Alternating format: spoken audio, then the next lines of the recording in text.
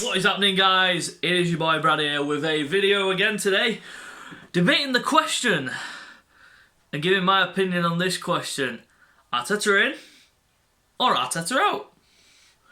Which one am I? I'm the latter. Arteta in, 100%, 100%, and I'm back in the process every single step of the way. Now, I've been all over social media again. And, well, like I said in the previous video about trusting the process, I've been all over social media and seeing this whole Arteta out business after only 6 months, technically, of him being in charge of this club. Ludicrous. Absolutely ludicrous and absolutely ridiculous for me because, yeah, fans are entitled to their opinion. I respect that. I respect your guys' opinions, and I want your opinions in the comment section below, by the way, and subscribe if you're new. But are we jumping on it a bit? Are those fans that want him out jumping on it a bit too soon? Like, look at the situation at Man United. It's exactly the same situation. Look at Ole. I mean, Man United went on a bad run of form, and I mean, recently they lost to Başakşehir, Istanbul Başakşehir. I can't pronounce that name, that last bit, but Istanbul. They lost to Istanbul 2-1. And Man United fans were straight on his back. That was after the loss against Arsenal. They lost against Istanbul. And the fans were on his back saying Ole out. But look at what he did previous. He beat Leipzig 5-0. He beat PSG.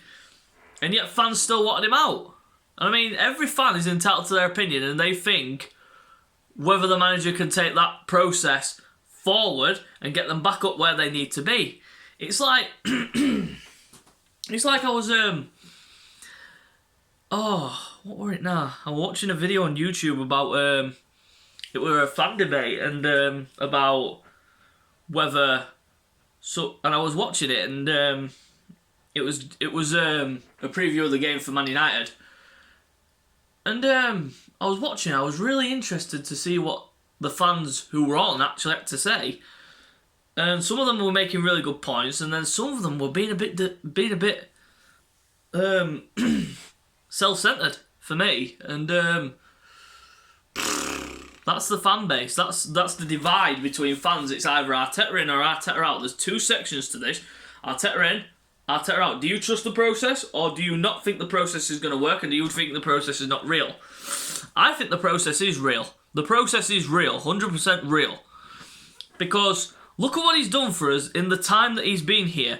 I mean, we used to go to Manchester City, we used to go to Liverpool, we used to go to Chelsea, we used to go to Man United, we used to get battered by these teams, we used to get absolutely humbled by these teams. I mean, I remember watching that game against Man City, 6-3. I remember watching the game against Chelsea, 6-0. Man United, 8-2. Liverpool, 5-0.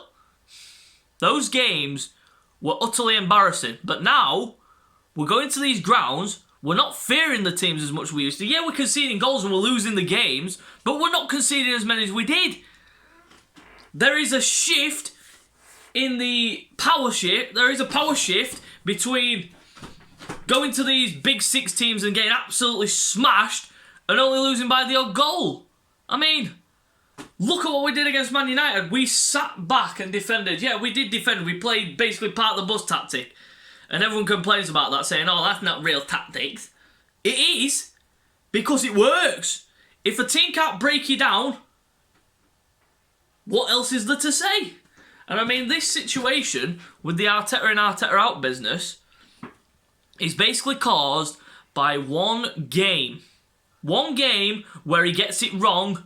There's been games where he's got it wrong previously, but not as bad as this.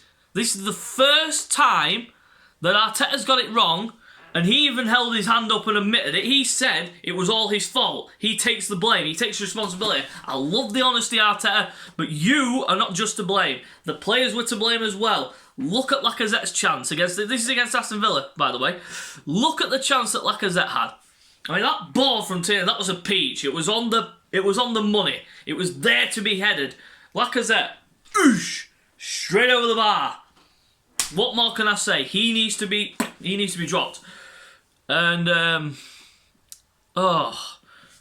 And then, obviously, look at what happened in the game. 40 seconds in, we conceded a goal. It was ruled out for offside. Did we wake up after that? No, we didn't. We didn't learn, and we conceded 3. And that's the first time that Arteta has had this heat on him, of this Arteta out business. I mean, there's those kind of fans that before Arteta was even hired, they didn't want him. I mean, what is wrong with going out to get a young, hungry, up-and-coming manager? I mean, he's not up-and-coming, but he is. He's learnt from the best.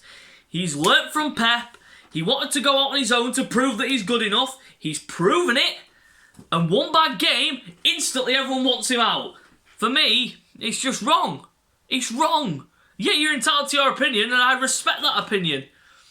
But my opinion on the situation is that he should not be boycotted like this. He should not be forced out like this. And fans who want him out instantly after one bad game... Seriously. Yeah, we can... Listen, when he gets it right, you can praise. You can get it right. He got it right. He got it right. Like he did against Man United. Everyone was praising him. El Neni new contract. Look at that situation. El Neni, a player who used to play backwards, had the best game of his life. Fans suddenly turning around. Buddy, saying, new contract. Give him a new contract. Nah. One game does not justify a new deal. He needs to do it consistently. He didn't do it consistently against Aston Villa. Backwards and sideways. Back to how he used to be. Back to how he used to be. Back to reality. And that's what Arteta needs to do in these next 2 weeks. He needs to reevaluate the game plan. He needs to reevaluate the situation. He needs to change the formation. Because at home, we should not be playing 3 at the back. No. We should not be playing 3 at the back at home. I'll even say that. And most fans will probably agree with me. And then there'll be those sugarcoat fans, those salty fans who will just say, oh, you're just overreacting, this, that and the other. I'm overreacting because I love fucking Arsenal, that's why. I love this club and I want what's best for this. And I think Arteta's doing the best job possible. But then there's fans out there that don't think he's good enough. And at the beginning of his reign, everyone didn't want him at first. I know there's fans out there that didn't want him. I mean, at first, he wasn't my first choice. My first choice was either... pardon me for coughing again. My first choice as manager was Allegri. Massimiliano Allegri would have been my first choice. Pedigree at Juventus. Amazing. His managerial reign at Juventus was brilliant. He won trophies. He won Serie A, Coppa Italias. Did he win the big one, the Champions League? No, he didn't. He didn't win the Champions League. He came close. He came close, but he didn't. He didn't win it. He didn't win it. But the thing is, though, everyone's saying there were certain things that at the beginning of a season, you set your targets, right? You set your targets out for a beginning of the season of where you think your club will finish. My idea for Arsenal this season would be to finish in the top 6. Not top 4. I would love us to finish in top 4, but I don't think we're going to get there. Simply because the board did not give Arteta the funds to go out there and address the situations we needed. We needed a creative midfielder because Ozil is no longer going to be playing for this club. We obviously needed to address the spine, and we've done that expertly. We've done that brilliantly. But did we address the key area? Creative midfielder. No, we didn't. We didn't. We got Ceballos back on a loan. That's good. Everyone thought that Williams was going to be that creative force. So far, he's been an absolute flop. But for me, William needs to be played in the 10. And I've had this discussion with quite a few fans on social media about where to play William. And for me, Pepe needs to get more time. I saw what Pepe had to say. I read into what he said. And for what he said, he definitely needs to get played more. You don't pay 72 million for a guy to sit on the bench. You don't. You don't pay 72 million for a player to sit on the bench. You pay Mesut Ozil 350 grand a week, he's sat at home. And one thing that I read on social media this morning that really did piss me off was the fact that every pundit is calling Aubameyang the worst signing of the summer because he signed his new deal. What a load of utter bullshit. How can you blame Aubameyang? He's had a bad start to the season, yeah. This is the worst start to a season that he's had since he's been here. And I mean, everyone blames it because he's played on the left side. He's played on the left, he's isolated, and that is one of the legit reasons. But Arteta came out after the Villa game and said, well, where did he get all his goals from last season? The left wing. But what was he doing on the left wing? He wasn't staying out wide and scoring from wide. No. He was cutting inside, coming into the box, getting the ball fed to him, and he was scoring goals left, right and centre. But he isn't getting the service. And it's like, Lacazette's had this bad run of form because he's hardly getting any service. But that ball from Tierney was just a peach. Lacazette should have scored that, but that's for another subject on another day because I'm talking about different things. I'm just literally going off on one because I've been reading so much bullshit on social media. It's unreal. And, well, this Arteta in, Arteta out business that I read, that I've been reading up on, it's stupid. Because how can you want a manager out after 6 months in charge? He's won the FA Cup. Everyone will say the Community Shield doesn't count. It doesn't because it's a pre-season tournament. Technically, it's a pre-season trophy, so I'll say. Not a tournament, it's a pre-season trophy. But it's a trophy. It's a trophy for the cabinet. And I mean, what more can you say? I mean, we were tipped not to win the FA Cup that season. We weren't going to beat Man City. Everyone said we were going to get battered by them. We beat them 2-0. And then we went on to Chelsea and everyone thought, oh, we're going to get smashed up by them. Did we? No. Back the process. Everyone who wants Arteta out, for me, it's ridiculous. It makes no sense. To want him out this early into his reign and this early into the process. There is a process here to get Arsenal back up there into top 4 competition, competing for the top 4. I don't want top 4 this season. My personal goal for Arsenal this season would be top 6. Maximum top 6. Minimum top 8.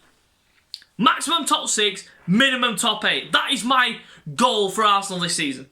And I think we can do it. I think we can do it if Arteta has a change in the re-evaluation system in these next 2 weeks. If he changes it around and gives the team a good hard talking to, I think we can break this whole slow play business. We've been playing so slow, it's unreal at times. I watched us play against Villa. I watched the Villa game. What the hell? I watched the Villa game right up until the 70th minute and I turned it off. So it was that bad. And then I saw that Watkins scored twice and I was like, oh, for goodness sake. More defensive frailties. But